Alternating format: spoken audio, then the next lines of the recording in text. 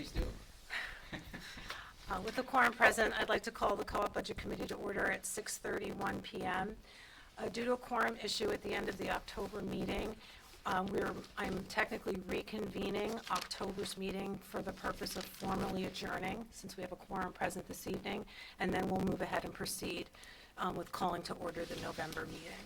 I'd like to thank Tony for helping me work out the logistics to how we kind of end and start meetings when a quorum wasn't present at the end. So thank you, Tony. The agenda for this meeting was posted in advance, and it did include a reference to the reconvening of the October meeting. I'd like to introduce myself, Darlene Mann, and the Budget Committee members present this evening include Tom Enright, Dave Blinn, Melanie Levake, Brian Rader, Raul Blanchet, and Tony Stanizzi. I do expect Tom Solon, so we'll make a note when he does enter into the meeting.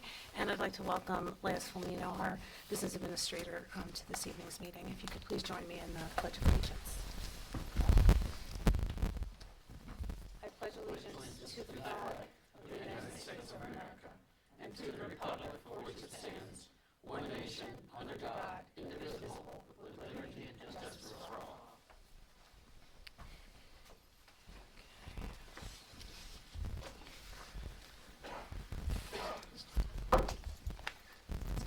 So as I mentioned, we are reconvened right now technically of our October meeting, and at this point I'll take a motion to adjourn our October meeting. Make a motion.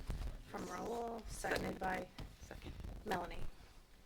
Again, the reason why we did this was because while we started the meeting in October with a quorum, we had some participation issues throughout, and some members needed to leave in advance. So while we continued with some discussions, we couldn't pass any motions, which included the motion to adjourn, which is why we were kind of left in that suspended mode. So this motion to adjourn the October meeting will officially close the record on that meeting, and we can proceed with November. Okay. Seeing no other questions, all those in favor of adjourning the October meeting? Aye. Opposed, seeing none, says 1, 2, 3, 4, 5, 6, 7 at this point, 7-0. Thank you. So at this point, at 6:34 p.m., I'm convening the November meeting of the Budget Committee. And so we've done the Pledge of Allegiance. From an agenda adjustment perspective, I would like to, the way the agenda is listed, it lists enrollment and aid prior to guidance. I would like to flip that and get the guidance discussion underway.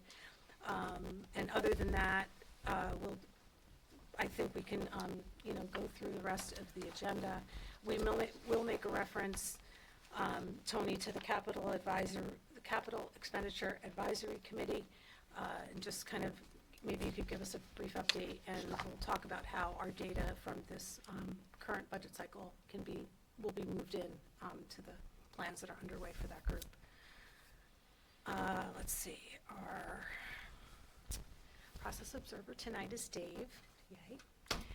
And I'm going to move on to the approval of the October minutes. So before we get underway, I'd like to thank everybody for their review and input to the minutes. There was some back and forth with Dawn, and I want to make sure that the minutes that we're going to be approving contain the changes that everyone was anticipating. So, just a minute, Raul. So the view that I'm going to work from is the last set of adjustments that were submitted, which were by Tom Solon. So I really wish he were here right now. But we're going to go with it anyway. And I'm going to, as soon as we move these minutes, we'll have a discussion and talk about what the changes that were being made, because I had trouble seeing them in the view that I had, and I'd like to kind of talk through exactly where we stood. So before bringing it to order, to the floor, did you have a Yes, question? I would suggest that let's wait till Tom is here so we Okay. can have a more full conversation about how we got to where we are. Okay. This version, and then we'll go from there, because I think there are some lessons learned we can learn moving forward, so we have a more standard approach to reviewing meeting minutes, so to avoid the confusion that Yeah, resulted and, from the review. and one of the things, we can talk about this a little bit more, I did attend last week's school board meeting, and if, I'm sure Dawn may have done this and I may have overlooked it, but one of the things that the board treated really well in their meeting was to call out the specific changes, even if it was like A to N, you know, page 2, line 34, blah, blah, blah, blah. And those are things that Dawn can put into the meeting outline that she gives to the chairs of each meeting.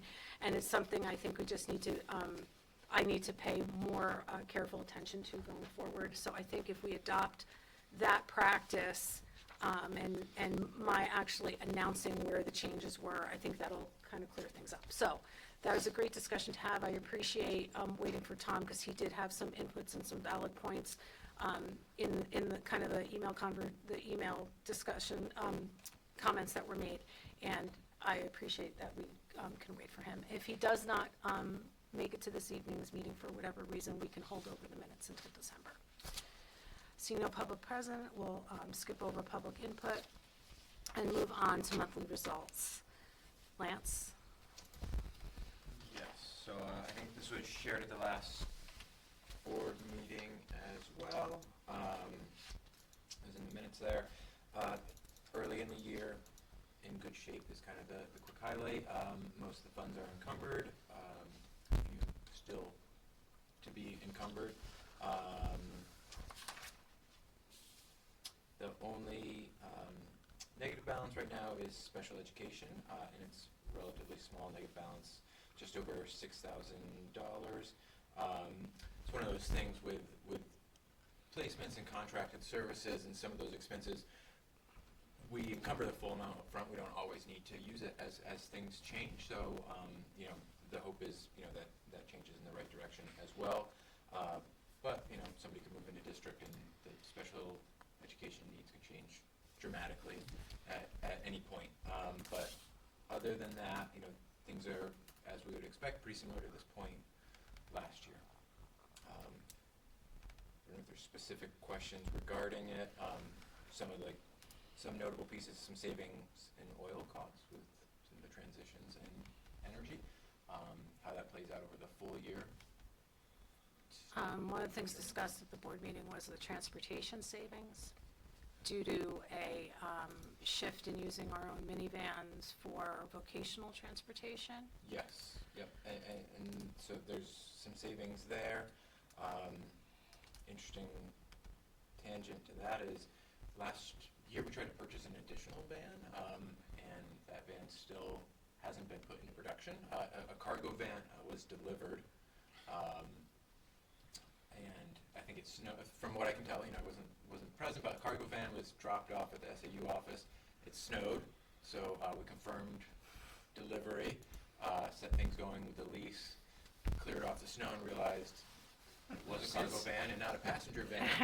So we returned that, and Ford apparently is not producing passenger vans right now. So it's each month we get an update, and it keeps getting pushed back. So that lease was terminated, we were refunded, and we're kind of waiting on that. But So one of the questions that I just brought to mind, kind of the discussion about those savings, since we're saving on the vocational ed of transporting students to programs in other districts. I wondered about the use of those vans, how they're used for smaller teams or groups for extracurricular activities, like if we have a small golf team, rather than using a bus, do we use the minivan? If we're transporting, I don't know how big the math team is at this point, but kind of those smaller groups, is that? they are at times. I don't know if it's consistently, and some of it depends on scheduling. Yep. I can speak to my personal experience. I know the golf team does use it occasionally. I attended a track meet with a small group of kids when I was coaching a couple years ago, and I drove the van. Oh, good. So Okay. it does happen when it's applicable and available. Yeah, yeah, okay, good, that's good to know. Quick question, are they leased or purchased? The vans we currently own purchased, I think we made our last. Those are payment on purchased, those okay. Last year. Who drives it? I mean, is it, do you hire somebody to drive them specifically, or is it just, Not for school function. So for school function, whoever drives it has a commercial license to, and all of that? For these, you don't need a commercial license for the size. You just need a operator's license. Okay. So that coaches can, or advisors can use. Okay. Okay, one other thing I wanted to just have a little clarification on, Lance. You mentioned the special ed line being over by 6,000, but then there's the student support services line, which is under by 93. And the commentary says for savings in special ed, contracted services. So it looks like there's a little bit of a net savings there for special education. Yes. And combined with some of the transportation as well. So I Correct. just want to point that out. Okay, great. So at this point, while the projected fund balance is about $86,000, we kind of go into our budgeting cycle in the kind of $200,000 to $250,000 range. But Lance, as you mentioned, some of the things are encumbered. We might expect some services to change for students and things like that. So we'll see how everything works itself out. Anyone have any other questions? So what was the net total left, amount? 86,000. 86,000? So that assumes coverage into FY '27 for the maintenance trust and the contingency kind of as we, kind of that advanced planning at this point, so. Okay, great, thank you. Okay. Tom, thank you for joining us at 6:42 PM. We held over our conversation about the meeting minutes because we thought it was important that you be here. And as I would like to just go back to that if we could. So the reason why, so there was some email correspondence back and forth about changes and updates to the minutes. And I was having trouble seeing the track changes where the explicit changes were made on both versions. So I would just like to see if between Tom and Raul, they can talk through the changes they were suggesting. I agree with Tom for some of the points that he made, that there were some very minor, changes to the content by one or two of the proposed changes that were made from an overall word assessment of the document. And I just wanted to kind of go through those if you and Raul don't mind. So I think. Before we discuss any specific examples, should we talk for maybe a minute or two how we got here in terms of how we normally have been reviewing documents, and maybe how we should change that approach to minimize potential confusion or differences in interpretation of what was said. The example that I'm thinking about is, what if I were to say a bad word, and whoever's writing the meeting minutes from the tape writes that down? Even though that's exactly what I meant, perhaps, that is not proper to be in a meeting minutes. So there is a process that I use when something doesn't sound right or look right. I ask myself, what should be the correct statement, and does that change the meaning of what was meant by the individual who said it? So having said that, I would like to, from now on, for us to agree to some rules, so that, for example, if Tom says something, I shouldn't be trying to change the meaning of what was said. He is the one who should be one changing the minute if there is different.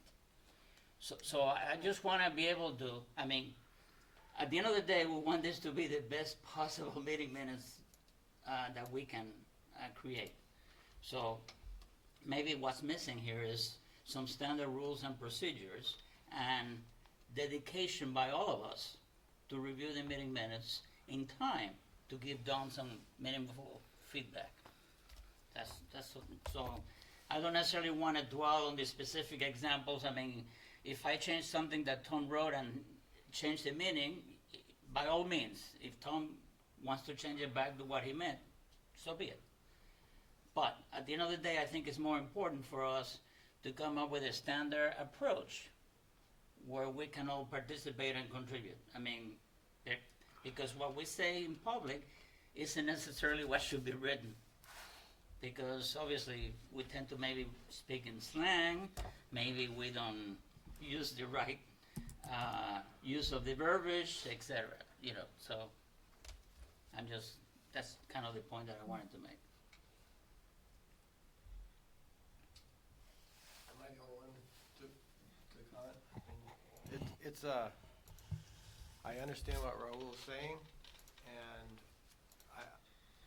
I've had a similar but different question over the years as to whether the minutes should be a transcript or a summary.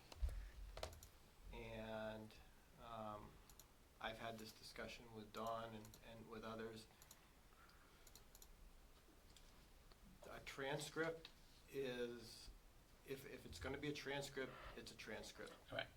If it's going to be a summary, then it's sort of up to the person who is creating the minutes to come up with a summary, and then it's up to those who are there to say either there's an error or a misinterpretation.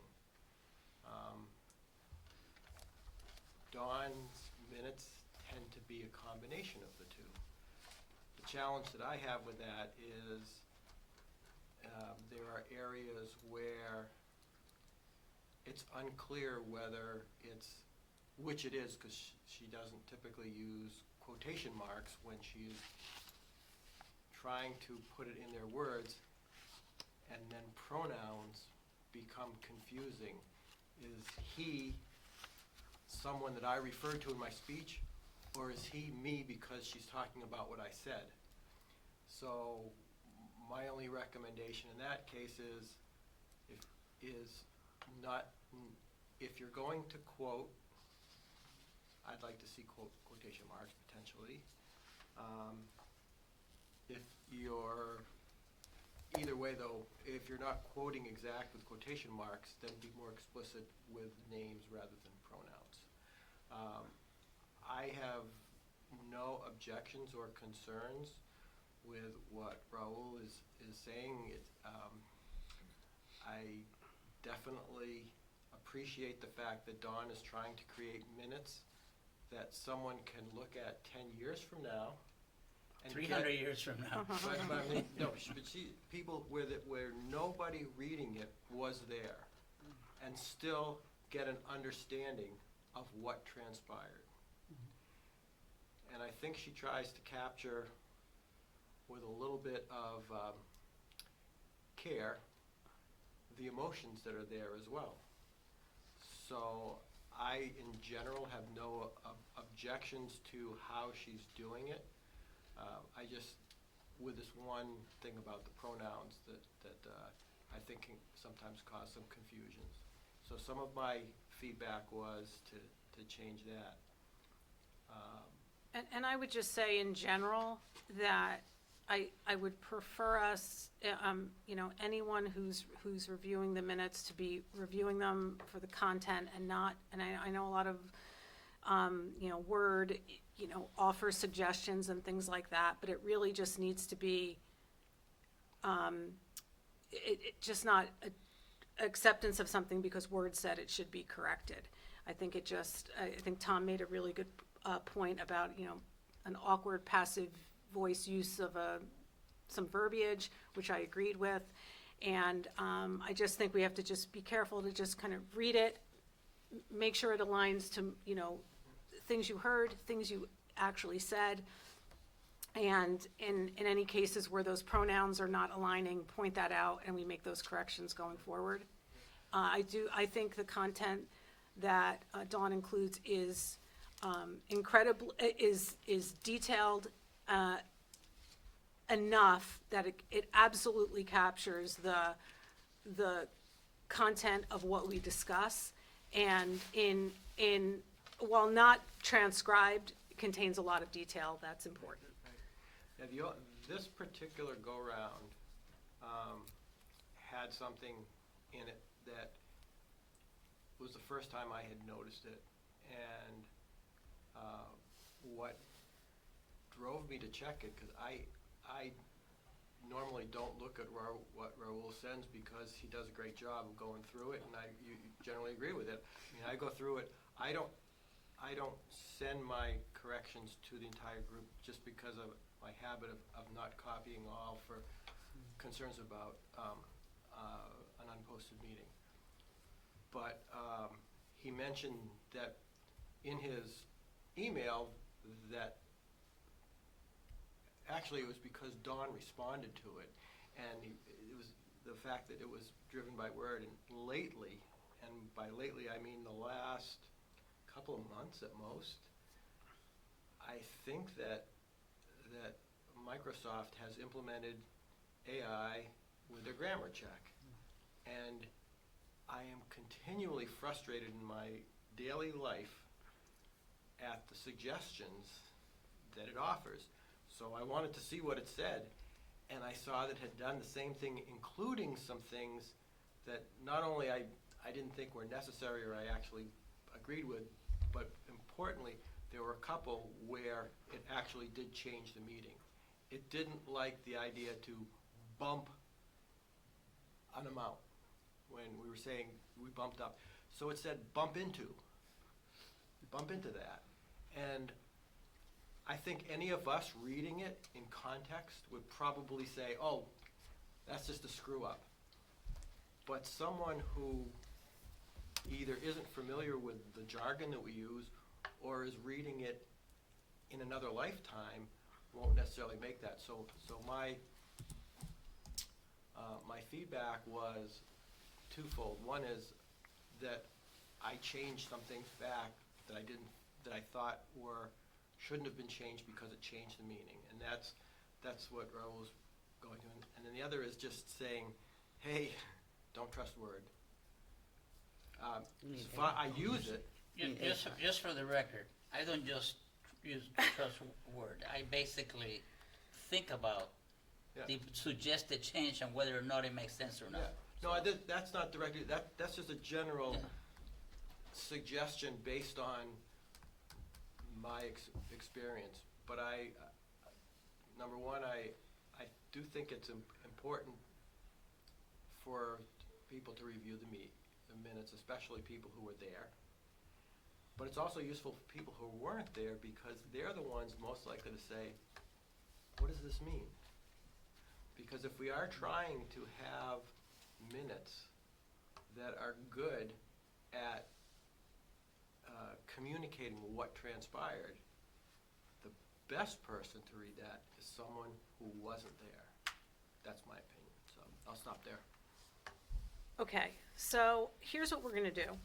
I would like everybody to, the last version of updates is the version that is 2025-1023 HBCBC minutes draft TS Rev, so the Tom Solon review. Yeah. I'd like everybody to review that set of minutes, and that'll be the set that we bring back in December for approval for October.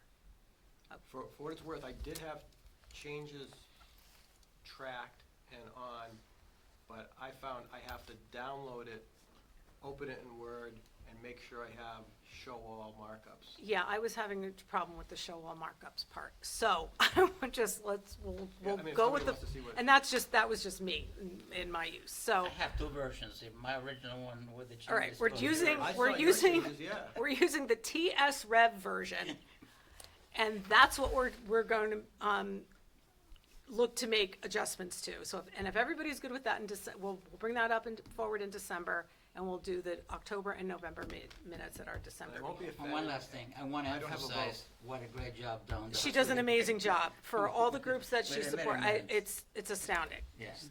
And it keeps me on track with outlines and all kinds of Thank you, things. So I Dawn. sincerely appreciate it. Thank you, Dawn. Officially, thank you, Dawn. Make sure that gets in the November minutes. Okay. Great. Let me close that. Darlene, just before we jump too far, which email attachments should I be using for tonight's meeting? If you can get to the one that I sent out late this afternoon, that has the most data in it. So there's a file named Co-op BC Budget FY27 Round 1.0 November 18th DM version V2. That one, That's the best one to be using for tonight? that would be the best one to use for Okay, tonight. thank you. What that one did was it's not, the only difference from the version that I sent out earlier was that Lance got me some information late this afternoon, and I put it on a sheet in the document. So some of it is like taking the copy of the new items PDF that I gave to, I distributed, that just got put onto a sheet. But it also does include a CIP and some staff census information that we can review, talk through, but it isn't something we might not necessarily get to those components. Those were just additional things later this afternoon, and I just wanted to put it all in one place going forward. Yes, Dave? How many did you send out today, total? And it's the latest one? Did I send out 2 today? Yeah, you sent one at 12:14, and then you sent out at 4:17. Okay. So the 4 o'clock one. The 4 o'clock one. Yeah. Yeah. Okay, so I would like to, as I mentioned, we can obviously speak to the NESDEC enrollment and adequacy, but I would really like to tee up the guidance discussion and kind of move through our guidance decision and then kind of get to some other things. It might all kind of come together in some way, shape, or form, but I just wanted to kind of get that discussion underway. So the first page of either deck did not change, and so that's the one that we would be using for guidance, and it basically aligns to the version the methodology that we've used for a while now to put forward and develop our guidance estimate. So in doing that, I did see that the Bureau of Labor Statistics has an updated September CPI, which is 3.1%. And Versus 2.8? last month, for August, it was 3.3. So it went down a little bit. Unfortunately, we're probably not going to get another one this year. If we do, it'll be later in our process, and once we've set guidance, we don't kind of adjust I'm just saying for that later. they're So not this is, expecting to the have 3.1 anything- is kind of, anything more this calendar year. I'm sorry, They're not expecting to have any more this Oh, calendar okay. year because, because of the shutdown and everything. yeah, because a lot of data wasn't collected. Okay, so 3.1, Are you gonna walk through the numbers from the top, sure. just for reference? Yep, so we're starting with our full FY26 budget of $32,162,809. We're removing transfers, contingencies, debt service, special education, the SAU budget allocation, and New Hampshire retirement to arrive at a guidance base of $20,360,875. I'm gonna skip over the multiplier for 1 second. And based on the existing budget, our salaries from CBAs is calculated at just under $9.5 million. And that represents 46.6% of the guidance base. So if that factor, that salary percentage was multiplied by CPI, that would net a 1.65% increase that is applied to the prior year guidance base, which would be $336,887. We then add back in transfers, the revised debt service line, because the debt service in the current year is lower than what debt service would be projected in FY27 because we moved from an interest-only payment mechanism to a principal plus interest payment schedule in FY27. So that's goes up to almost $1.2 million. It's an increase of $530,961 due to the, full year principal and interest. We normally make an adjustment for special education. And if we have a view, we have in the past had a view at this time, so we kind of know directionally where special education is going. It's a very fluid category of expense because of the changing student population and needs. Without that information this year, I took the current year special education number and I made a $100,000 adjustment down because we realized savings year to date in the current year, or estimated savings year to date.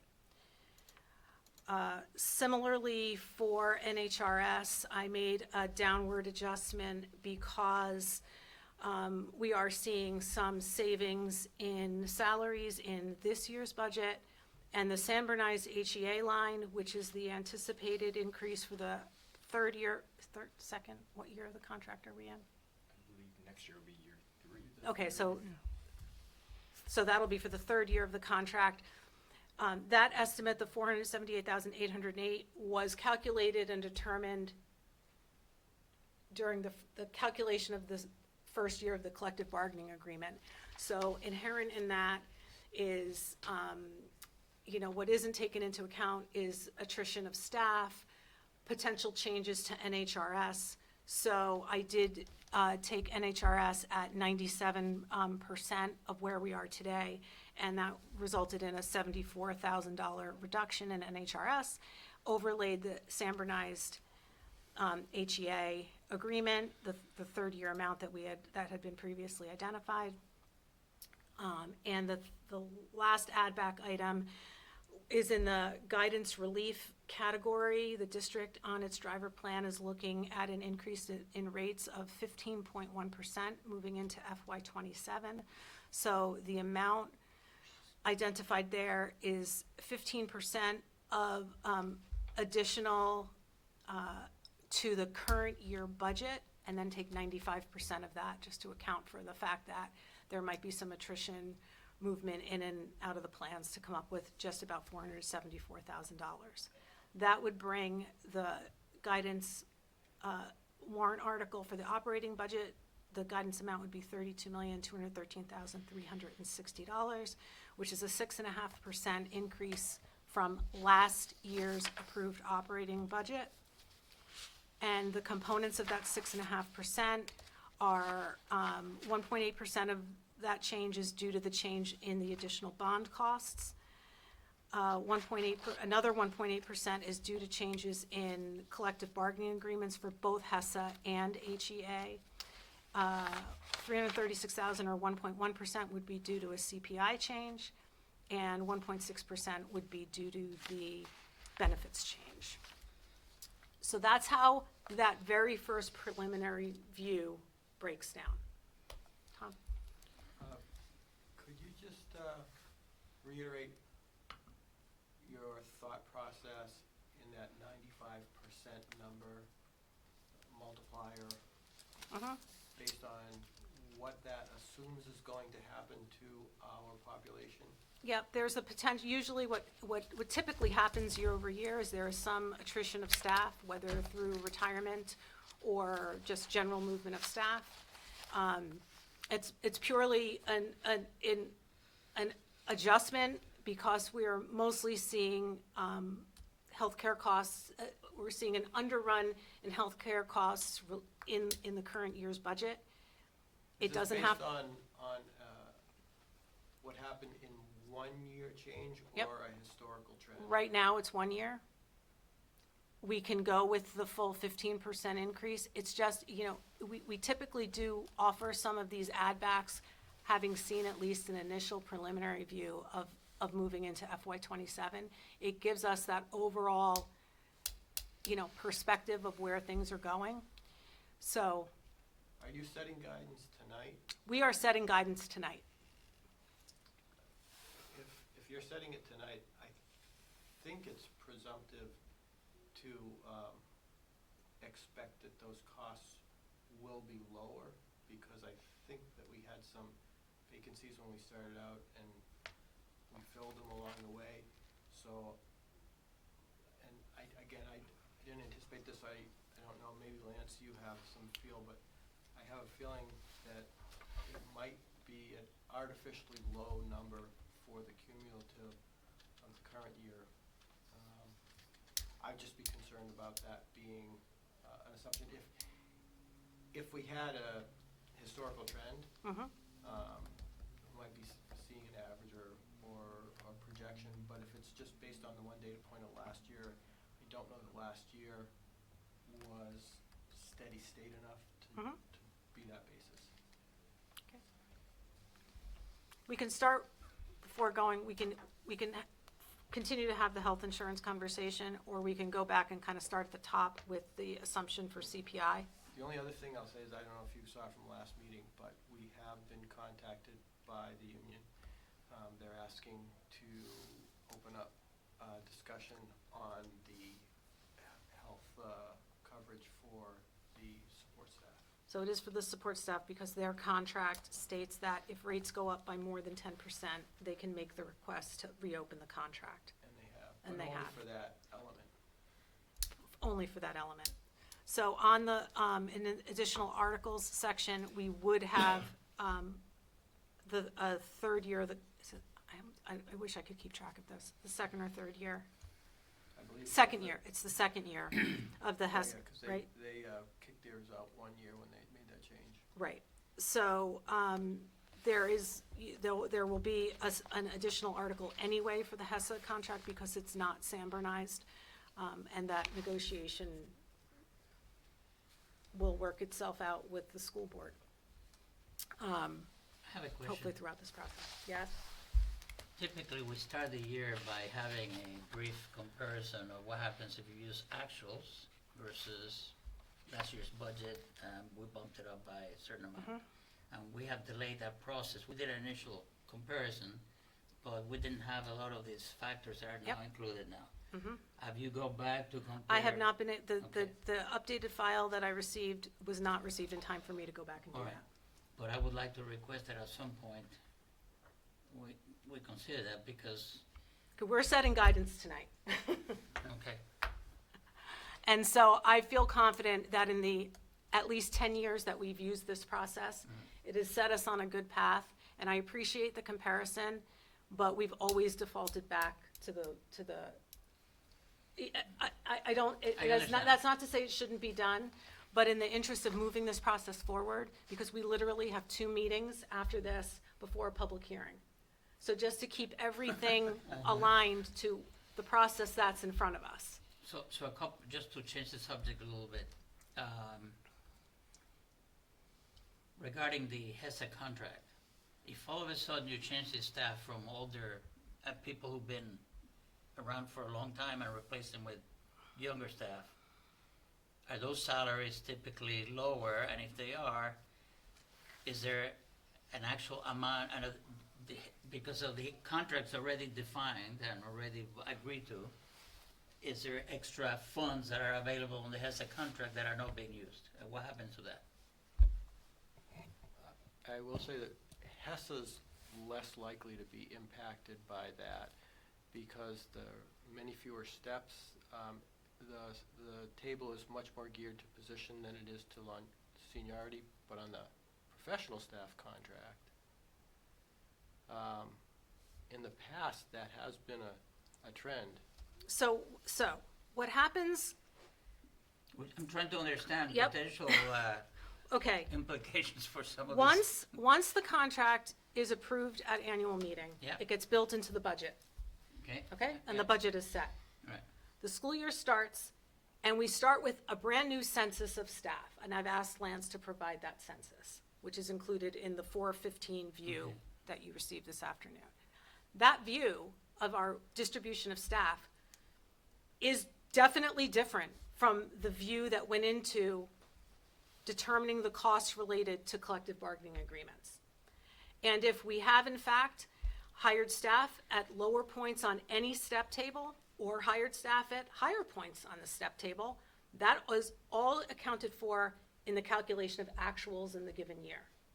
So at this point in the year, If the results are showing that we think we're gonna have $230-something thousand in savings, that means we either have vacancies or we hired really well and ended up replacing staff lower on the table. And eventually, that at the end of the year, that becomes either So used one more, for. wait, no, what, right, and so any of those extra, any of those funds get put into unreserved fund balance, Right, right, utilized, okay. returned to taxpayers. But with that new census of staff, that is for this year's actuals, that's the census that's being used for Lance to calculate and move them through the next year of the step Okay. table. He'll take wherever they are. If you're bachelor's 1 this year, you're gonna be bachelor's 2 next year. Right. There could be some adjustments made for the fact that teachers move in columns. We might look at our previous history and say, you know, over 3 or 4 year, 5-year period, we've seen an average of $25,000 worth of contract changes because teachers are moving along, Lane you know, change- throughout, lane changes. with lane changes. And he might make an adjustment to salaries because he's gonna assume, you know, the 5-year average. Or if it's been higher the last couple of years, he can say, well, it's been higher the last couple of years, let's go closer to 75. Or, you know what, we've seen a lot of them go through, I'm gonna actually estimate lower because we know that people are in process, but we really don't because we had a big jump, we don't anticipate them, you know, getting the credits necessary. So those are all the things that I would expect Lance and the business staff to be reviewing and trending to see where the best adjustments get made as they put forward the salaries But at for the end FY of the day, '27. any savings eventually end up in the, Savings due to attrition end up in the Right, unreserved fund balance at unreserved the end of the fund year. balance, right. And similarly, you if there are have- changes to special education within the year, or we have I don't know, Can go either way, a student move in, and maybe we're very grateful that we're under in salaries in one place because we all of a sudden had to have an out-of-district placement that's going to cost us more than we anticipated. And those are those kind of give and takes and those balances that take place throughout the year, that eventually get us to that end point. The numbers in here, 47,808 for the standardized HEA, is that based on current That was the Samburnized approved amount 2 years ago? when the contract was approved. And then,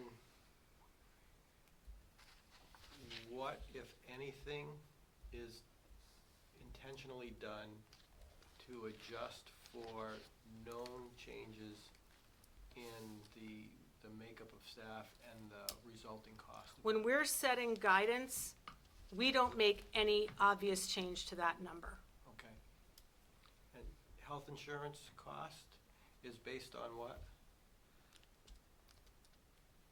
The same kind of staff census of use that, so it takes a staff census of how you use insurance. But for what at what point in time? I would say that Lance is taking this year's census and runs that through what the known rate Okay, increase will be. So health insurance For- is adjusted based on census, but standardized HEA number is not. Right, this health insurance increase is me just taking the amount that was in the FY '26 budget, because I didn't have the census at the time, putting in 15% higher, 15% more than the current budget, because we know the rates are going up by 15%, and me taking 95% of that for an adjustment that says, maybe everyone won't take that, maybe some people take the plan that only went up by 10%, because there was a plan that did that too. The lion's share of our staff is on the 15% side. But again, without the information at the time, and between receiving it and being able to turn it around to you, I was not able to trend or look at any of that data. Do you want input regarding that tonight? I would appreciate input from anybody on how we go anything. forward to set guidance. I will tell you that on the insurance, we were told that our census-based number is going up because of changes in plans, and that has to do with specifics of the personnel distribution and a number of factors. So we were told that was going to, is that the same information you received, Lance? There's potential changes based on individual circumstances, but They don't pick until. we can, late. yeah, we can only budget on what, Yeah, so but the- our the- budgeting is based on you know, what we the currently know. People who might be going from a two-person plan to a family plan or things of that nature. Or there might be people that leave and their replacement comes on at a single. I understand, but my point is Yep. that the information that we were given as a board was that we expect that number to go up. So then, are you recommending that the 15% increase be included in full on top of the budgeted amount that's there, that's in the budget for FY Versus the '26? 95% of it, you mean? Yes, Yes. okay. So and Ray? this conversation is a $25,000 conversation. And given the amount that our budget is increasing, I'm not going to get involved in a $25,000 adjustment. I'm fine with where we are. I appreciate your opinion, but it's $25,000 in a $1.8 million increase that we'll see. 1.7, whatever. Mhm. I'm good. Yeah, I'm more concerned with the standardized HEA number. Well, I would say, here's how I would put this. I would say that standardized HEA number probably covers your $25,000 difference between taking 95% of the health insurance increase and going to 100%. Because that number for HEA was set on a census from 2 years ago and has a known higher NHRS rate associated with it than where we are today. Because NHRS rates are set biannually, and there was no way of knowing what the rate was going to be at the time. So NHRS is at least over. NHRS is going to override the deductions that may occur in the salary. I'm saying the thing that would override that is the fact of this change in census. So if I were to take today's census and compare it to the census 2 years ago, I would say that 478 is probably high, but I don't have, I See, mean. my gut feeling is it's just the opposite based on the hires that we've made. Well, we're right now experiencing, we have a projected $230,000 in savings in salaries. So that implies to me that we made salary decisions that maybe people came in lower on the scale. No, I'm reacting to the fact that I was amazed at how high they came in on the scale we had like 20 hires and I just remember going through it and thinking, these are people coming in with 15 and 20 years of experience, with masters plus 30, stuff like that. So that's what's triggering my immediate Yep. reaction. So without the data, your opinion is at least as valid as mine. It's just different. No, her calculations based on his No, they're information. not. No. That's the Not thing. her opinion. Well, the only These thing. calculations are not based on current data. That's the issue. They're based on the most consistent set of data that we have. We Yeah. typically take, the San Bernard's rate, the San Bernard's number is the San Bernard's Fine. number, and recognize that it probably does have, it's probably higher than what it would have been if I took today's staff and ran it through. The differences between the two staffs. I think the larger impact is really gonna be in, the consideration of the guidance multiplier and whether we feel good about using the 3.1%, if we feel that,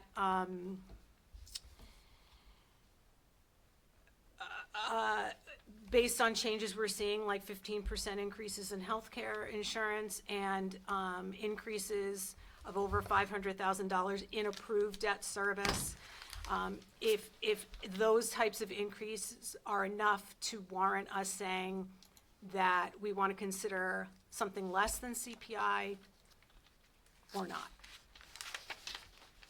Now we're talking about substance, in my view, and I definitely would like to go below the 3.1. 3.1 is $900,000, I think, close to $1 million. Well, with the 3.1, Agreeing that, our budget can go up in addition to all of this, another $1 million, I'm not there.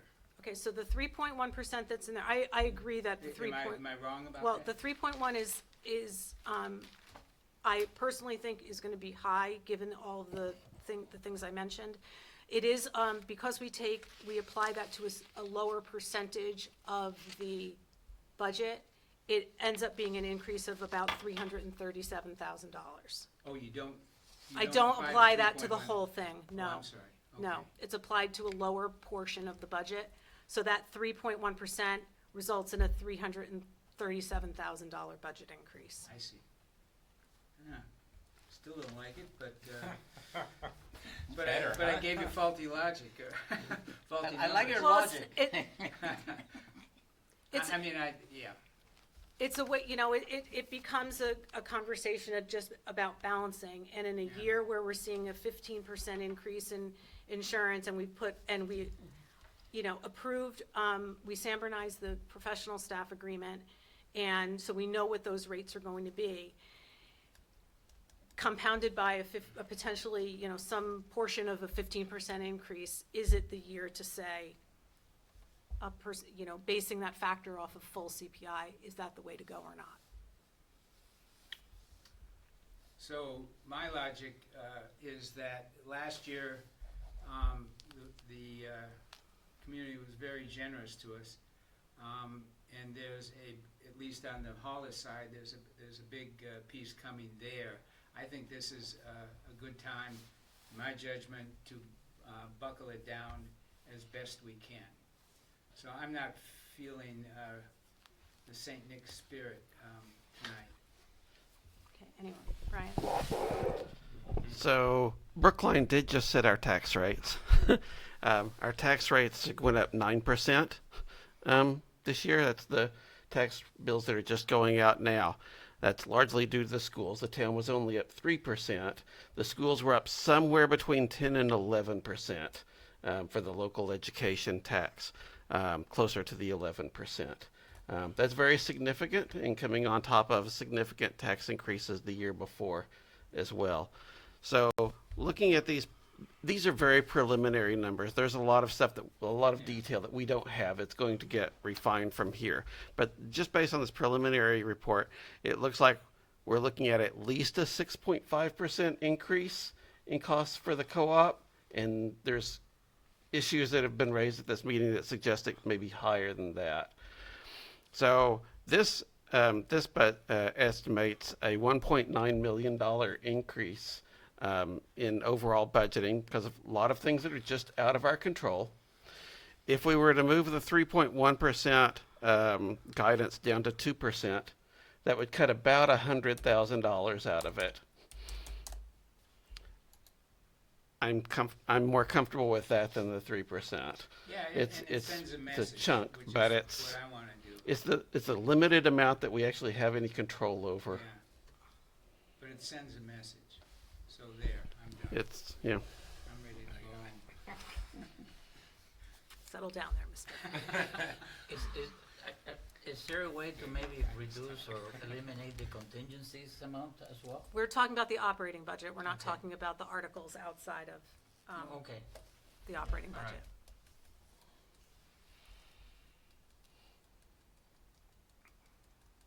Any other input? My sentiment is consistent with Tom's and Okay, Brian. so if we put in 2% as the guidance multiplier, it adjusts to 1.07%, which is a $217,346 increase, essentially due to economic indicators or factors, CPI-related increase. That would bring the operating budget to $32,093,820, which is a 6.1% increase from last year's approved operating budget. Actually, I want to make a little adjustment to that. This is gonna,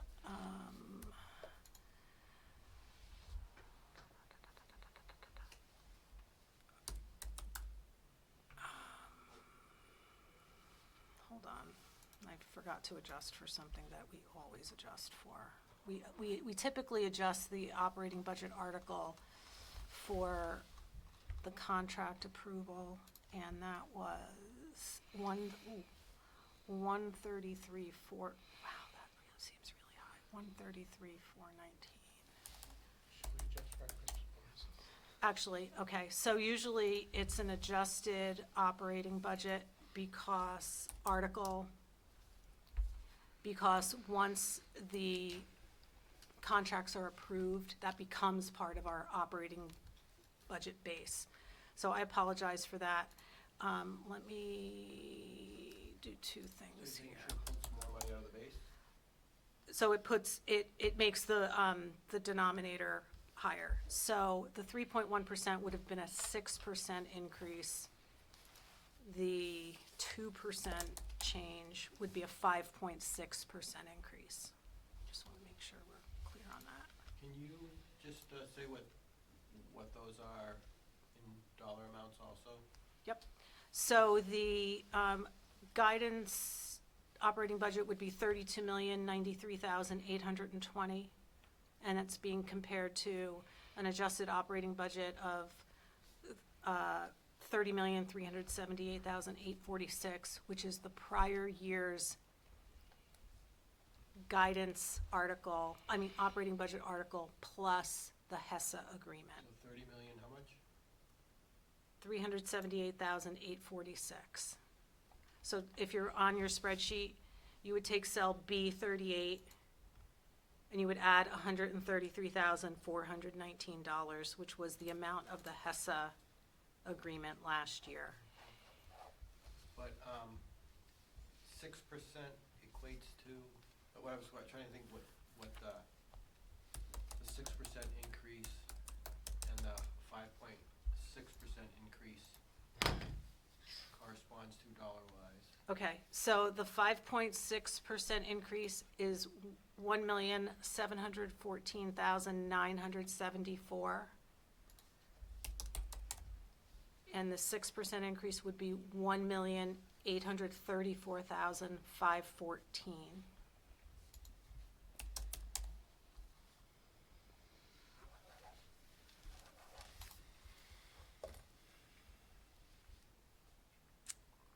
So seeing no further discussion, I would accept a motion to set preliminary FY '27 operating budget guidance at $32,093,820. Which corresponds to the. Which 2%. corresponds to a 2% adjusted, That was the 6% number. no. The The 3.1 was 6.5%. The 2% Okay, I'll do is it one more time. 5.6, The right? 3.1% would have been 32,213,360. Oh. Again, I had to change the comparison point for last year. The 2% multiplier, which leads to an adjusted guidance multiplier of 1.07%, would get us to the 32,093,820. What was that percent? I'm sorry. That's a 5.6% increase. Compared to, I'm just kidding. So Tony, you would go to B14 and change that percentage to 0.02. Did- And then that gets you to B25, which is an increase of $217,346, Got that? right? So B36 is gonna be $32,093,820. Yes. Yep. all right. And then on B38, you're gonna take that number and you're gonna add $133,419 to that number. And you're gonna come up with $30,378,846, right? 133,419 added to 30,245,427. And what was the total? 30,378,846.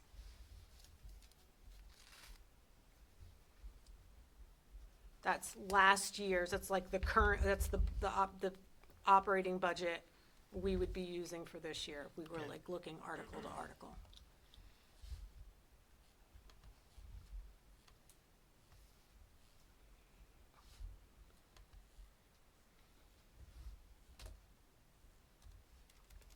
So that, the 32,093,820 would be a 5.6% increase.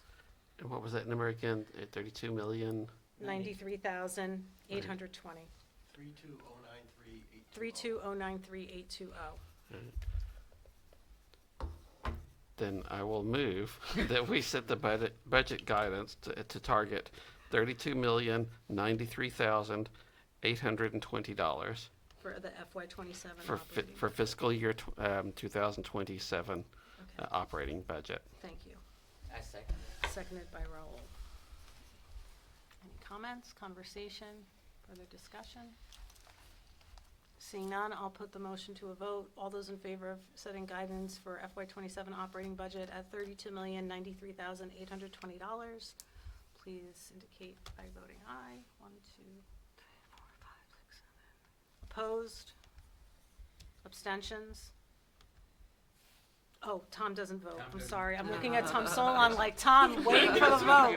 Unfortunately, Mr. Solon cannot Yes. vote this evening. Thank you, 7-0. It's a sore subject, just It leave is, alone. it is.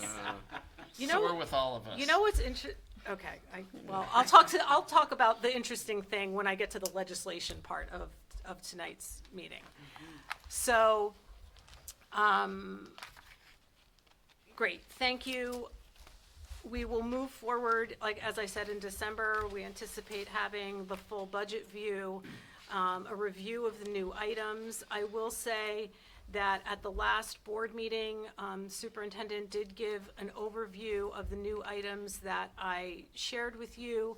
The total of that document, first round, with, I'm sure, changes to come, totaled across academics, personnel, computer equipment, new and replacement, safety, and maintenance items.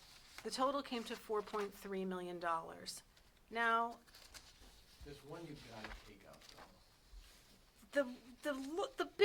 the elephant in the room was the $1.5 million multi-use building, which I would say can feel pretty confident that probably won't make it to round 2. But that, again, that's my opinion. So I expect that there will be changes, and I would just comment that going forward, when we're looking at the CIP, I started a quick comparison between the CIP, and I would expect the new items and the CIP to link, so that when I look at, the CIP would include things like the maintenance expenses and more than likely most of the safety and energy items. And so I would expect those to be updated in the 2027 column. For my own purposes, I kind of started doing the mapping, and there are some projects that were moved ahead from 28. There are some that didn't make the 27 list and are new, like, for example, the $135,000 for the track resurfacing. That wasn't anywhere in the 5-year CIP up to this point.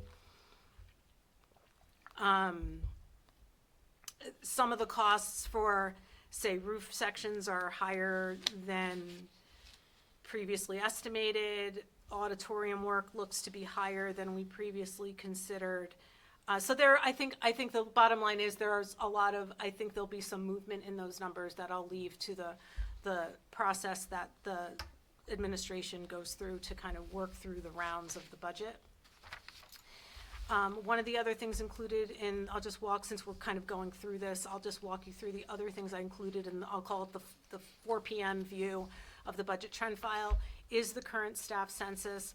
I'll put together some statistics about where the staff falls out, and that's usually something I reference or kind of just have in the back of my mind as we talk and do the presentation in March, to understand that we do have a very masters heavy, let's see, 63, higher than step 10. Most of our staff is higher, has more than 10 years of teaching experience, whether in this district or in their professional livelihood, and just, we'll put together some of those statistics. We do have a health census of how things are falling out, and I do have an older version of the rates, and I can add in what the rates would be anticipated to be.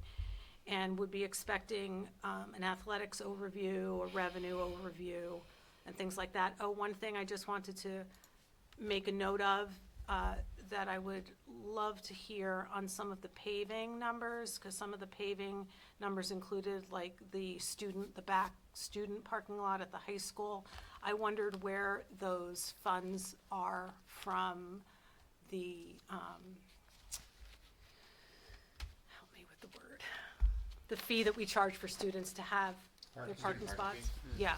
So I don't know where the balance stands in that account at this point. What we might have used that to pave some of the lower lots. So I don't know where that balance stands. So that would just be my kind of first top of mind question on some of those items. So that gets us through to, current information that we have related specifically to the budget calculation. Some of the other information I shared with you included the NESDEC reports for the co-op, Hollis, and Brookline, since all three were available from the superintendent. And I will just say that for the co-op,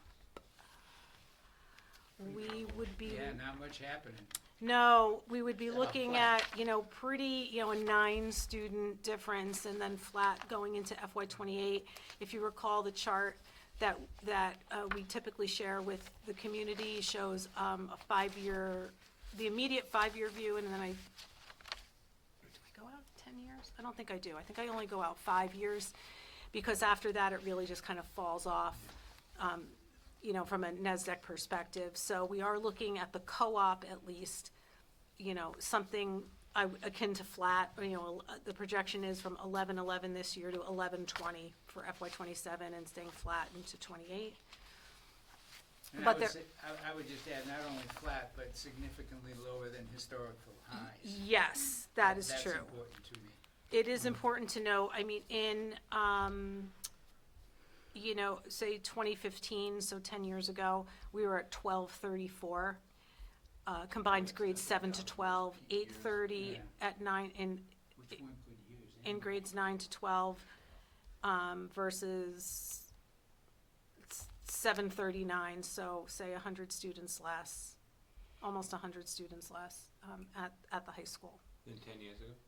than 10 years ago, Yeah, yes. that was when we had the peaks with so many teachers on carts. And they weren't comfortable peaks at all, but nevertheless, Right. were flat and well below.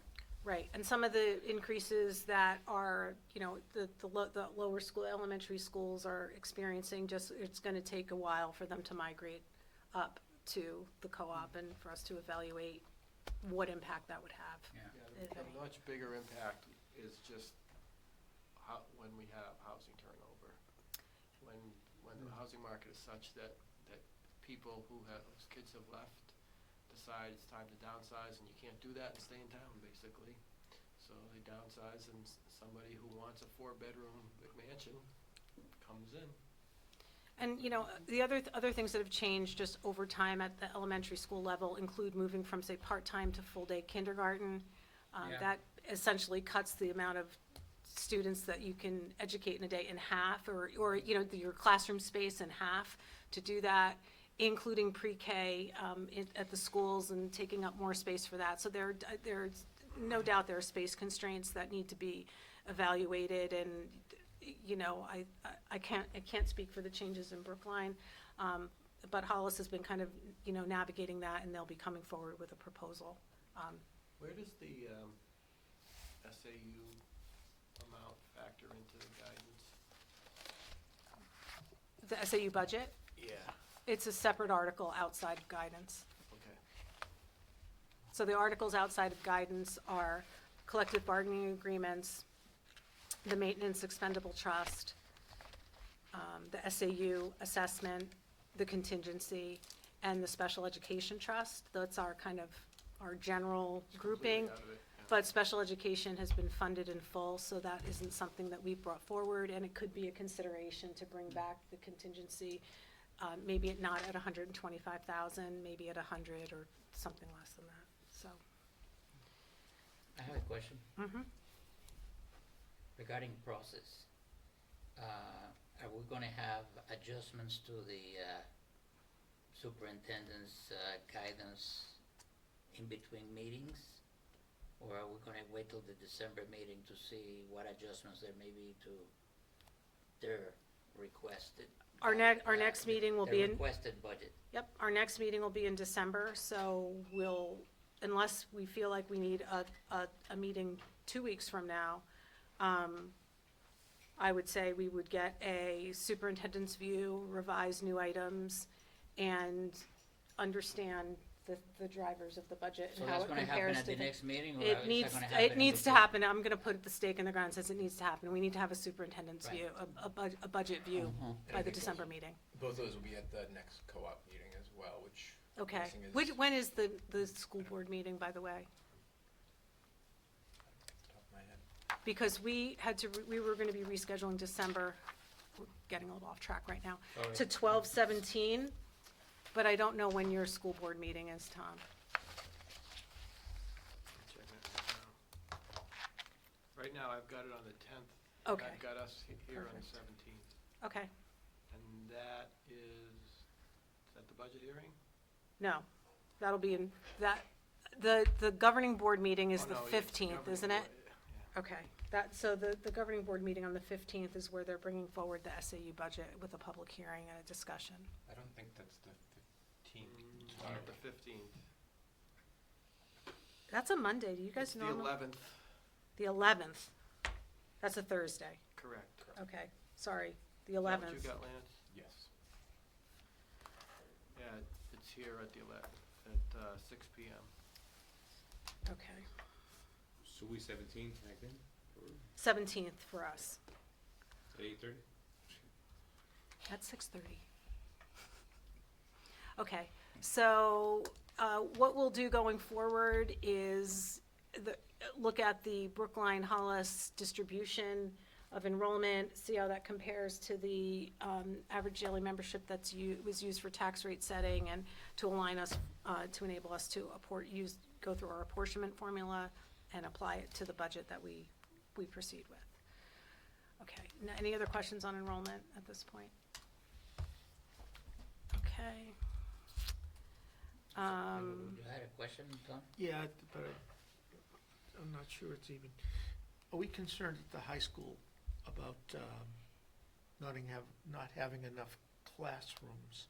Because I'm hearing some things about teachers and carts going around, That, makeshift. yep, so classrooms. I would leave that conversation. I am gonna invite, the superintendent to our meeting in December, and that would be, something you could address to her, at this time, but I think the board, in part of its board materials, had some information about class sizes and things like that, but I don't know that that's, I don't think there's a near-term concern about space at the middle or high school based on enrollment projections. So if we're right now in a situation where we got a classroom problem with teachers and carts, I mean, is that gonna get better, or is it gonna get worse, or does that have nothing to do with That's it? not the current, that's not really the current situation. The biggest challenge we have right now is in the middle school, that the science rooms are smaller than they really need to be for what's being done. They don't meet state standards, but probably more importantly, they restrict their ability to have the space to do the curriculum. But there's nothing currently being proposed specifically for that at this time. We're not I haven't seen any proposals come through for a building change in the next couple of years. Are there teachers and carts moving? There are a couple. And there has been for a little while. Yeah, I did it but- myself when I was at the high school, and it's, if every teacher has their own classroom, they're also sitting empty a couple periods a day, so. The teachers are going sharing from space. classrooms that use an empty classroom, one's on break or something. Well, there's that, part of it is, And it was a big issue years ago. Yeah, but- and that's the years that Tom was alluding to where we were tangibly over design capacity of the building. The bigger issue right now is that there are elements of the curriculum, and in particular, the impact of CAV block and advisory and things of that, where it's a discussion of how to utilize the existing space best for student needs. What ends up happening is you end up having some very large study hall type environments that essentially become a holding pen for students, as opposed to if we had more space, we could set up things like lab space for specific topics and things, but it's not impacting the scheduled classrooms to a point where it's being asked to be addressed. Does it even have visibility? Because it sounds like something that could be bubbling up over the next few years. And then all of a sudden you're hit with the surprise that we Well, have a problem. this is where the whole idea of the projections come into play. For a while, we had some projections that were showing dramatic increases, and we had NASDAQ projections that were showing decreases coming, which you heard about at every meeting. Currently, that seems to be a much bigger issue at the elementary schools, and I think from a leadership standpoint, that's where the energy is being focused, because there are crises going on in the elementary schools right now.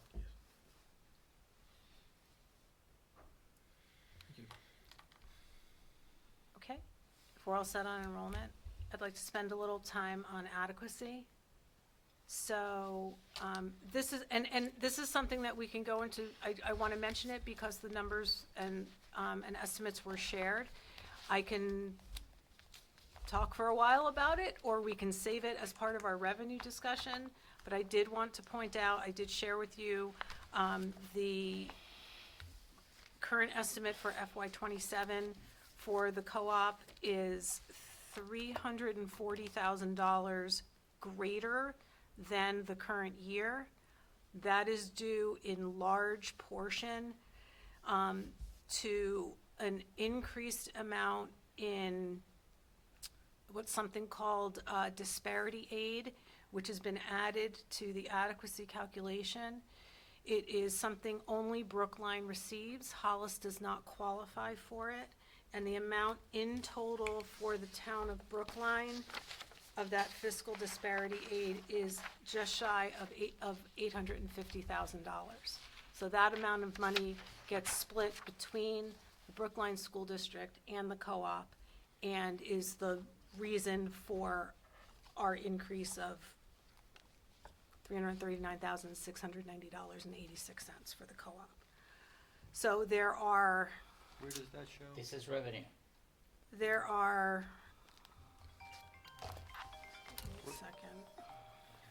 Thank you, Brookline. Where does that show, Darlene? Whoa. That doesn't, where does what show? Does it show anywhere on the document? So, on the sheet that I shared with you, the co-op sheet, I did like a little side summary of FY '26. That does not show the disparity aid. Okay. But I can share other documents with you, but I would like to, and I have a summary that I can share as well. But I will say that the summary document is listed by municipality. It includes, I can give us just, we can do just Brookline and Hollis, but it's a by municipality, which is not necessarily by school district. So the numbers you would see for Brookline and Hollis are greater than the amounts we see for the co-op. So the difference between the total for Brookline and the total for Hollis, that total minus the co-op amount would be the amount for each of the primary school, the elementary school districts. Was that on a file you sent earlier? I did not send that file to everyone because I think it needs to go with some explanation, which I can certainly share at a high level. Adequacy, I'll mention a couple of things. There has been legislation that passed that spoke to the amount on a per-student basis that would fund an adequate education. It's wended its way through the court system, and there was a decision by, after appeal, by the court system that says the base amount for adequacy for every pupil should be over $7,000. However, that has to be implemented by the legislature. Which kind of circles us back around to the problem at hand. So I don't know at this time if any of legislation is being put forward to move us in the direction that the court is saying we should be moving in. With that being said, I did share with everybody the how adequacy is calculated document. So that gives you a kind of fundamental overview of the components of adequacy, and that includes your base amount on a per student basis, which is just over $4,000, $4,351, and it's based every student number that the rates are calculated against is based on average daily membership and residence. It's a little different from enrollment, but I'll leave it at that.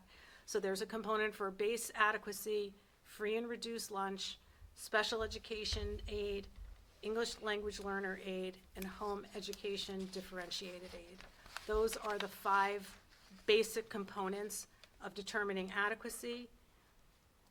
Each one has a different per student amount calculated against a different number of students, and it comes up with a total amount of the cost of an adequate education. That is offset by each community's amount that they need to raise through the statewide education property tax. That's approximately $363 million. That's never been adjusted for inflation ever. It's the same $363-ish million that is based on equalized value applied uniformly across the state. Once that is removed from the total cost of an adequate education, there are 3 other potential forms of funds that districts, municipalities can be eligible for, which are based on different ratios of equalized value per F&R, free and reduced lunch student, which neither of our districts qualify for. There's another grant called a Hold Harmless Grant, which basically says, as of FY25, if you are at 80, you have to be at within 80% of the number of the level of aid you received in FY25. And if you're not, the adequacy formula will get you there. And in Brookline's case, they qualify for that aid as well, which is an additional $16,000. However, they qualified, the community of Brookline qualified for that exact same amount last year. So it isn't additional as we're looking at FY27's. That $517,907.48 was something that was, is in the number that we see this year. So the real differentiating number is that additional $842,000 that they're receiving. And that's the fiscal disparity aid, and that's based on a level of equalized value per pupil. So if you fall within a certain range, you get this aid on a sliding scale. If you don't, if you have more than the amount per pupil, you don't qualify. All of those things get added together and nets to the amount that we received, and as I said, calculated for statewide education property tax, and the amount that we receive in adequacy. So I do have a summary that I can share that speaks to the Brookline piece and the Hollis piece, and the different student levels and amounts per category of expense that I mentioned and how they differ year over year. I cannot state this in any more clear terms. These are not amounts specifically to the co-op. They are specifically to each municipality and represents the amounts for the elementary school district and each town's co-op portion combined. With that being said, I'm happy to share. I'm good on that conversation. Does the state? I'm glad Darlene understands it. There actually is a Approved video, by unanimous consent. there's a video that I will be happy to share. There will, I believe there's gonna be an explanation of the adequacy formula, from the, DOE. And, the person who, does the explanation is excellent. And once it's available, I'll send it to all of you. He is, I'm sorry? Does the two-pager? It's a two-pager. Oh, it's a two-pager? Okay. Apologize for typos, they were provided by the state, not by me. This is So, Dave's. It's a Oh, pass them two-page. both along, it's a two-pager, pass them both along. This is yours. Thank It's you. all, you should have one that says Hollis and one that says Brookline. Oh, I see. Darlene, Not only does is the the speech state confusing. delineate how Brookline needs divided between the elementary and the co-op, or is it up to Brookline? Something, No, it's driven by ADM, driven by average daily membership for the elementary students and the co-op students. That's just not information that has been posted online or shared in a public fashion. Lance will receive that information, and I've asked him to forward it to me when it's available. But it isn't, and I think it'll be posted on the DOE website, but I haven't been able to find it yet. And they did mention in a meeting earlier this week that it wasn't do you know if posted it yet. breaks down even to the level of which school gets it? For instance, when there's two elementaries, is it? I don't know. I would say they have enough information from each district for the October 1st number, enrollment numbers that are sent by each district, that it is broken out by school, by grade. I don't know how they sum up that data and make the calculation and the derivation from enrollment to average daily membership. I guess my point is, the money will be sent to Brookline, and Brookline will have to send it to the SAU for the various schools, or does it come to the SAU? The adequacy is, it comes, I don't know how it comes to us for 3 different districts. They probably send 3 different, But do they? the payments get made like throughout the year, it isn't just one lump But sum. does it get paid to the SAU, or does it get paid to Brookline, who then has to? No, it gets paid to each district. So there'd be a Hollis School District payment, a Brookline, and a co-op. So the question then I would have is, is the SAU obligated to distribute it accordingly to those districts, or? Yes. They can't, No, They cannot make adjustments. no. No, the adjustment is actually made with the final payment. So what happens is at the end of the year, they go in and look at the end of year totals, see how it compared to the beginning of year, like the estimate for the beginning of the year. And that, like, there's a final payment that makes the adjustment for what it needs to be. thank you. Okay. So again, I can spend a lot of time on it, but, and it might be, something I could have a little bit more time to put together, some trends and things like that as we work toward a revenue discussion. But for right now, it was literally, just distributed on Friday, and we received an overview of it on Monday, so. So I hope Dawn does a good job in capturing this I think Dawn conversation. should just 'Cause attach. when I see the draft meeting My minutes, I'll take recommendation time. would be to reference the FY27 adequacy explained document and Yes. say, Chairman Mann explained adequacy, and it's best summarized in the attached document. But That if would we- be my But if recommendation. we follow her transcript slash summary, with this table in front of us, we can better understand what went on, right? Well, yeah, and like I said, you can go back to that adequacy document, and it'll break down, each aid category. It talks about the amount, the amounts of the, You should write a first master's thesis items, on this. the amount of the items, right above the swept line, those increased by 2%. That was due to legislation. And that's all in that adequacy explained document, so, great, adequacy. Excellent. Okay. So what will AI do with Chairwoman Mann? I would like to take a minute to just talk about We're some of the blessed to have her here. some of the information I included as we begin our legislative updates. So I believe I shared a link to a document published by the New Hampshire School Administrators Association, which is about 18 pages long of legislation they are tracking from, for educational impacts, and that can be anything from financial to curricular, staffing, any of those elements. Right now, many of the items included in that summary are listed as LSRs that have kind of a one-line description because the bills haven't been written with greater detail. So I would encourage you to look at that document. There are many, many, many pieces of legislation. There are over 1,000 in total. And as I said, 18 pages worth that the New Hampshire School Administrators Association is tracking.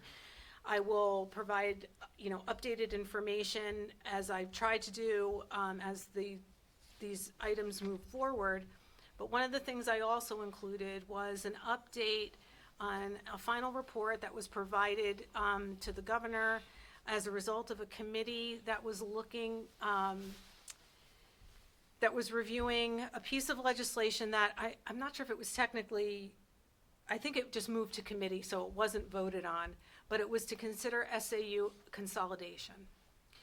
So I included a copy of the final report to everyone, and in it, it includes information, obviously, about what the plan is. Various individuals from the School Business Administrators Association, but the School Boards Association, Barrett Christina provided some information, among other people. So what the plan that was proposed would essentially move the superintendent responsibilities to a county-wide superintendent with some exceptions. Certain counties would have more than one because of their size and scope. Certain districts might have their own, again, because of their size, districts like, say, Manchester, Concord, and Nashua. But essentially takes the superintendent functions and moves them to a county level, moves some business functions, and the superintendent would be an elected position. Yeah, nice. So I would encourage you to, read the report on the comments that are provided and the links included in the report to public hearing information that was, and presentations that were made. And I would encourage you to continue to watch this piece of legislation and see how it's going to work its way through the process. At some point, maybe once it becomes a bill, I would like to probably have another discussion about it and potentially take a position of, and this is up for discussion, of where the Budget Committee stands on this, because what that would enable you to do is, if we take a formal stance as a Budget Committee, if you were to provide input through the online method that the state has, you have the option at any point to provide your input as an individual, an elected official. But if you identify yourself as an elected official, it'll then ask you, are you presenting yourself or your organization? So if we take a position as a Budget Committee, you could say that you represent the group that you're a representative of, or you could certainly just move forward and say, I'm giving my own personal opinion on this. I think it does bear watching. It is important and impactful, and I would encourage you to just take the time to read the information and the acknowledgments by the people who provided input. From what you know so far, what can we extract the motivation for the proposal for this change? The motivation was to reduce administrative costs. The perception is that costs are, for administration, are rising higher and greater than they should, and this is a way to temper those costs. Am I correct in my belief that it originated locally? Yes. Yes. Mhm. And- Locally? Yes. Yes. And, People that come to our meetings. and I think, one of the motivations, I think, is to,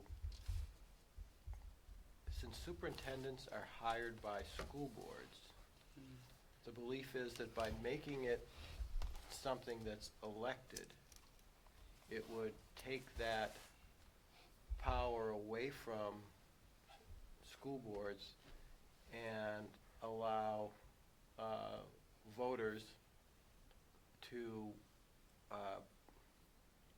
politicize the office, so that it might give some of the voters more fiscal control.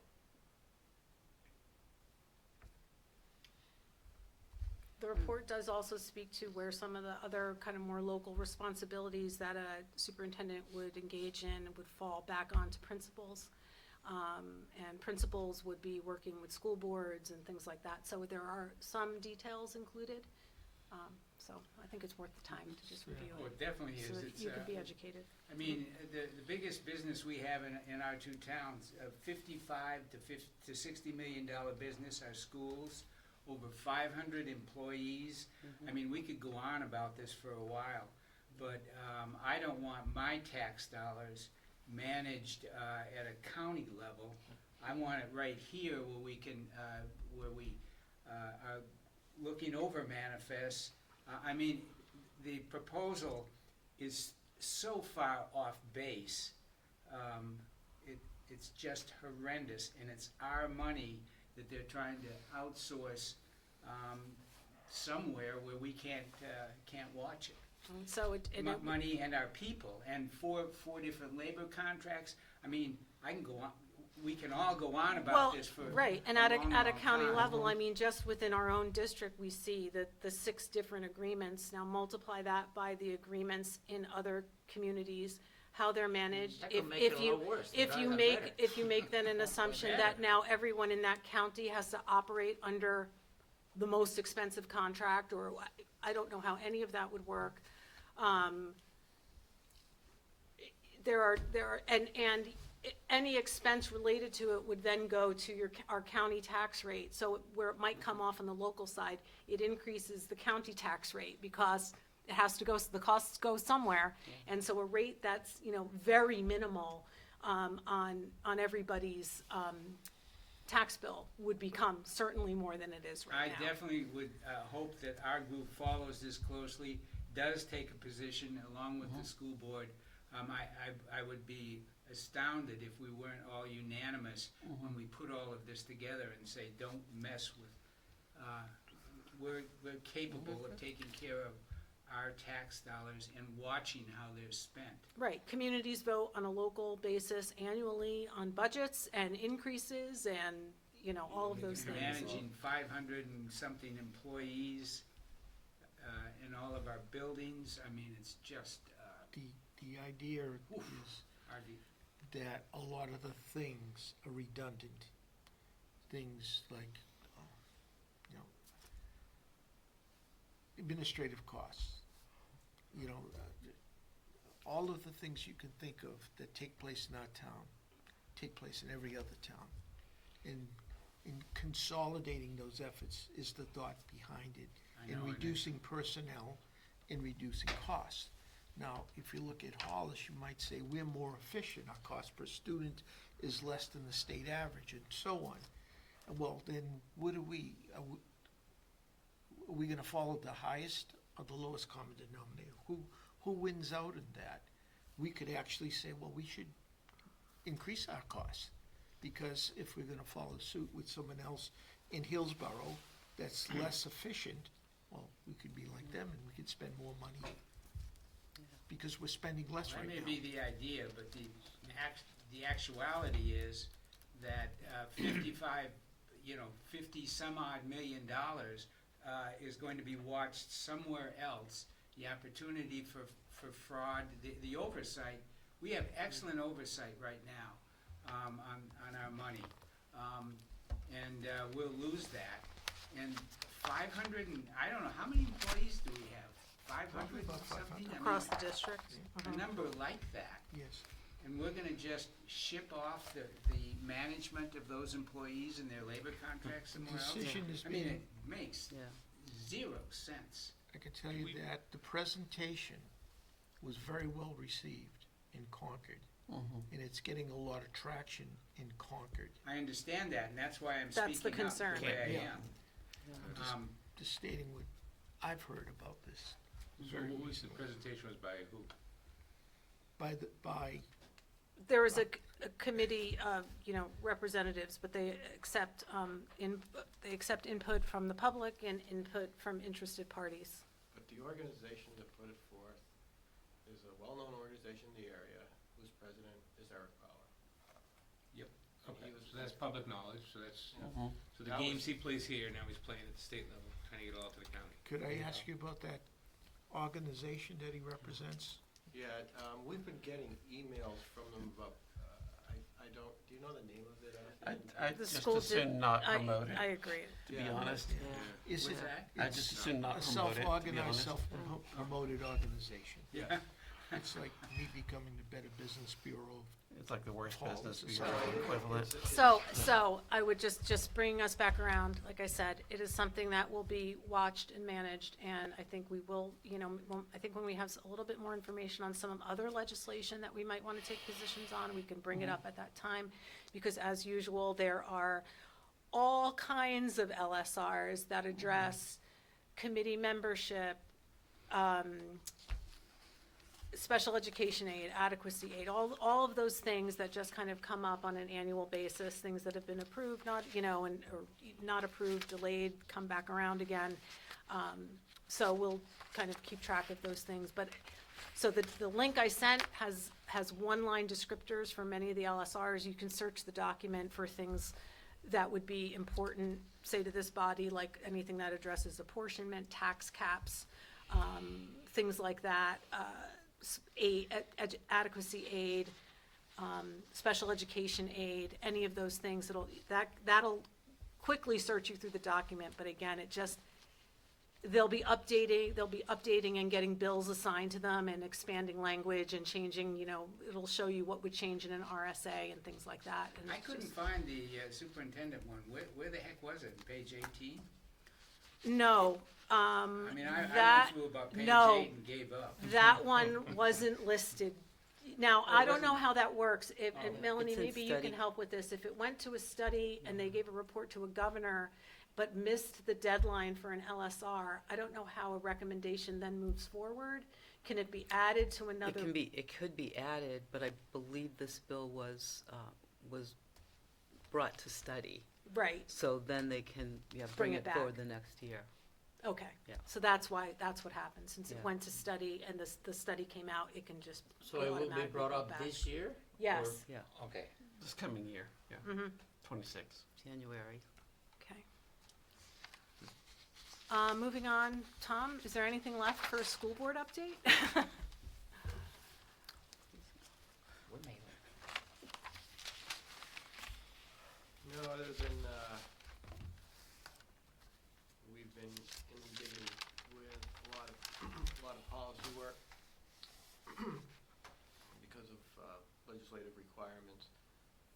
The program of studies came out, and there's some really good work being done as far as fine-tuning the curriculum to address the needs of the new legislation. There are a number of courses that are going to be required and phased in. I think I mentioned this last month, for the graduating class of 2030. So we're having to find ways to cover coursework that has, in some cases, not been broken out as standalone courses, and other content that has to be integrated into other classwork. The state, the requirements for graduation are increasing as a result by either half a course or one course. Most students already do more than the minimum, but for those who go by just the minimum, that will increase. So it's had some impact on staffing, but the main thing is there's a huge amount of work being done to figure out how to implement these new state requirements. My guess is that some of it is going to have to be stipend for the extra time that's going to be spent to introduce it, but it hasn't been too bad yet. Thank you. Tony, the Yes. the Capital Expenditure Advisory Committee? Yes. Most of you may be at least aware of it, but in Hollis, we have this committee brought together by a warrant article that the voters voted on, and it's now just being implemented with just a month or so worth of meetings, meeting twice a month. And the idea is to outline capital expenditures and have a 10-year look at them. And this is across everything that takes place in the town.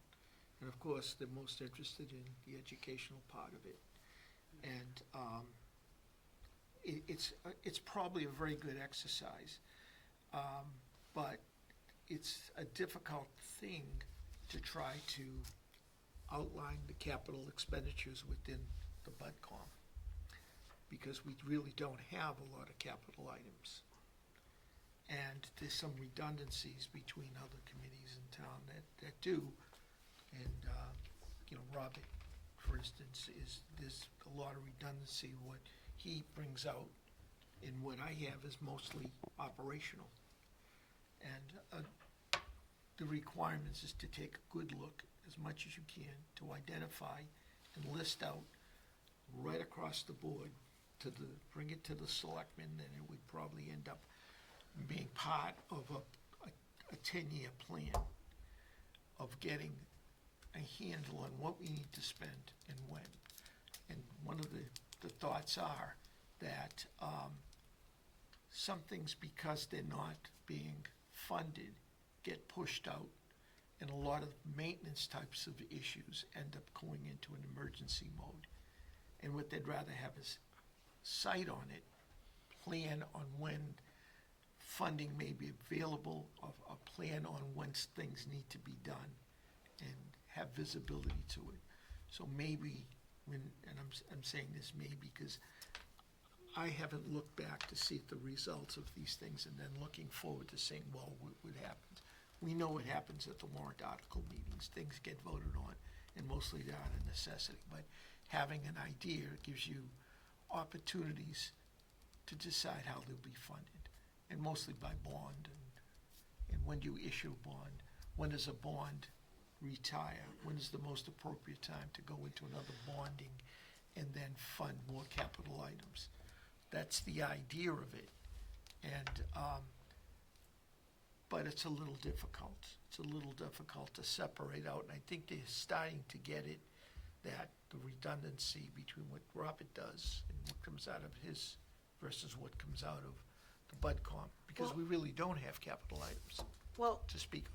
the redundancy is in that it's the same capital improvement plan. So anything we have is what the board sees and what comes out of the business office. I agree. That's all it is. The bond, the amortization schedules are the amortization schedules. Our CIP is updated annually. We're in the middle of our budget process, same as the Hollis School District is, and when information's available, it can be shared, and when it's not available, we have to use, old data, and the committee just has to be aware that it'll get updated as we work through our process. So, the questions that were directed were to understand the apportionment formula, because not everybody understands how that works, and because there are two kind of sides of the apportionment calculation. Anything bonded essentially is uses 100% EV to divide the costs between Brookline and Hollis, and anything that's a capital item operational or budget item is allocated using the 95.5, 100, the other side of the apportionment formula.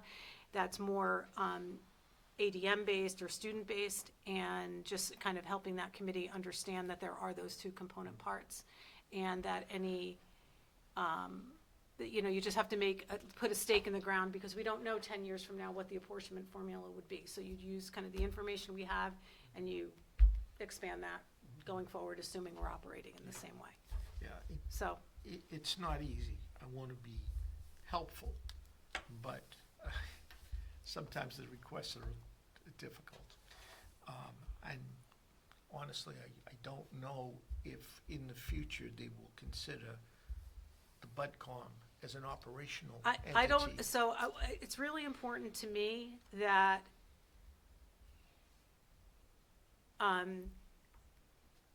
the views that are shared for the co-op come from the business office and the school board. We don't own that information. So I have copies of documents, I have amortization schedules because I've asked for them from the business office, but that information is not something we own as a budget committee. We're not responsible for seeking, the amortization schedules when we have to go get something financed, or, putting together the CIP. So I'd rather that information, I can certainly take whatever ends up being the final CIP that's included in a budget trend file and say, okay, well, here it is, but it's owned by the business office. It's not owned by the budget committee. So I think that just has to be clear. So we can certainly provide, information on how it was derived, or, how apportionment formulas work, and kind of those background, that background information, or, sources. If you want to see how apportionment is calculated for the co-op, there's a document on the DOE website. So you can get all of that information, but.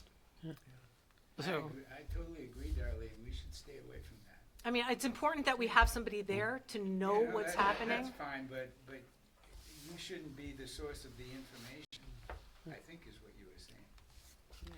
Yeah. I think the issue is that maybe it was the way the warrant article was written, that these entities have a seat. Yeah, So, and to honor what the warrant article requires. But nothing that's shared at that committee, and it's important to have the broad perspective, but nothing at that committee level should come, for the co-op, should be a surprise to you or to the school board member that's sitting there. Like, we're aligned. We know, we have all the same budget files. We know where we stand. So it's really to just make sure our information is accurately represented.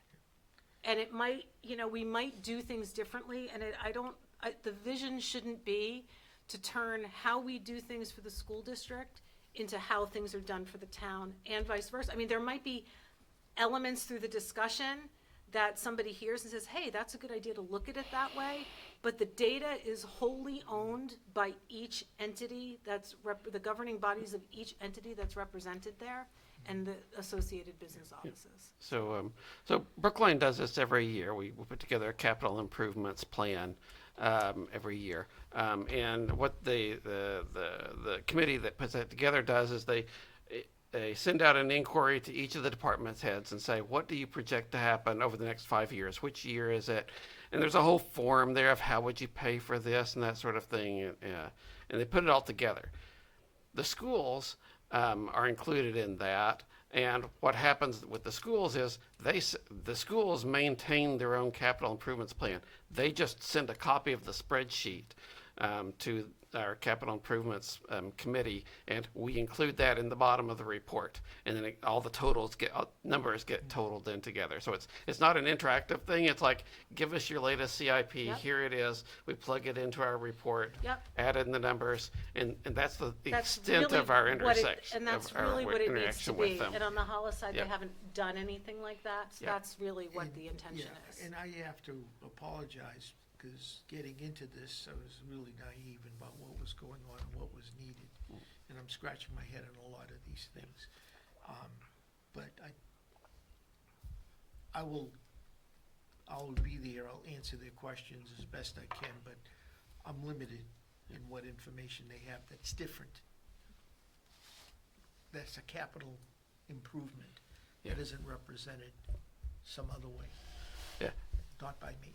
Yeah, and also our capital improvements plan has nothing to do with like apportionment formulas or things like Wow. that. It's any expenditure over a certain amount goes into our. But I would say, if No. you're getting information on the co-op, Yep.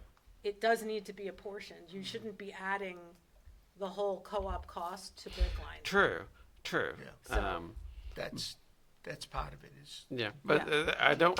moving. I up don't with remember this if they add all of the numbers together or they just say, here's what Here's the the- town, here's the yeah. co-op, here's the elementary school. I think they leave them separate. I don't recall off the top of my head. Okay. 55. It's close to half and half. Half a day. So, okay, Yeah. so, Thank you. From the observer.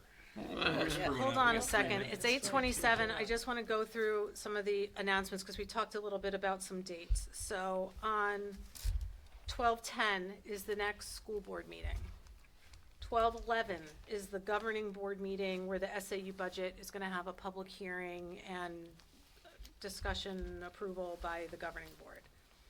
12/15, this is why I had 12/15 in my mind. 12/15 is the day the Capital Expenditure Advisory Committee is presenting to the Hollis Select Board. And 12/17, Wednesday, is our December meeting. 12:15 is Hanukkah, What? It's Hanukkah? first day of Hanukkah. What was 12/17? Our next meeting, our December meeting, 6:30 p.m. 6:30. to 7:41. I think I'm just looking at the top, 'cause I always laugh, agenda building. We know we're gonna be talking about the budget. So, I just want to look at the calendar, I think. there are no other, comments. We can look to our process observer. Oh, you guys phenomenal tonight. You were phenomenal, Dave. Thank you so much. I love it. We got through it all by We did. 8:28 PM. Piece of cake. Oh, yeah. On that note, I will take a motion to adjourn at 8:28 So moved. by Melanie, seconded Second. by Brian. All those in favor? Aye. 7-0. Thank you very much. Happy Thanksgiving.